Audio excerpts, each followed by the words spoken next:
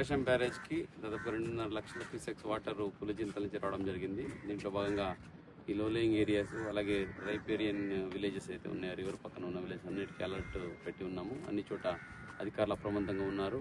Even SDRF team కూడా ఎక్కడికక్కడ సంసిద్ధంగా ఉన్నారు. ఎక్కడ ఏమి ఇబ్బంది కలగకుండా పబ్లిక్కి అవేర్నెస్ క్రియేట్ చేయడం జరిగింది.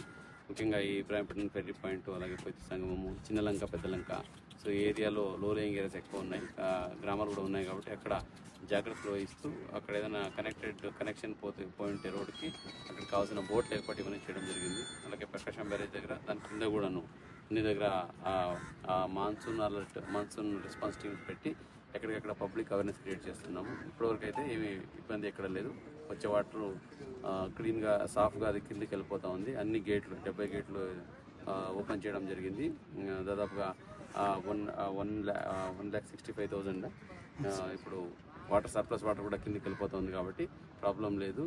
మానిటరింగ్ ప్రతి సో ఈ రోజు ఈవినింగ్ కల్లా మ్యాక్సిమం 3 lakhs క్యూసెక్స్ కూడా వాటర్ వచ్చే అంచనా ఉంది. దానికి తగ్గట్టుగా మనం తయారీ కూడా ఉంది కాబట్టి ప్రజలు భయపడాల్సిన అవసరం లేదు. కానీ అప్రమత్తంగా ఉండండి. ఎక్కడైతే ఫెర్రీలు, ఘాట్లు అలాగే రివర్ ఏరియాలో నీళ్ళకి దిగకండి.